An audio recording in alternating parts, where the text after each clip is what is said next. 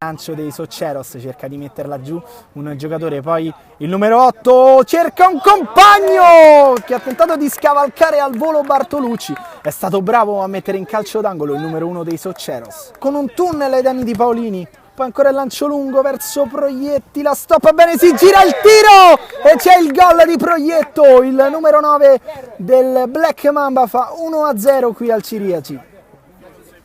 Rinvia la difesa, un colpo di testa di Giovannetti, interviene Paolucci, ancora Giovannetti, la mette dentro Proietto, è tutto solo, si gira benissimo e fa 2-1 Black Mamba, tornano in vantaggio i giocatori in maglia nera.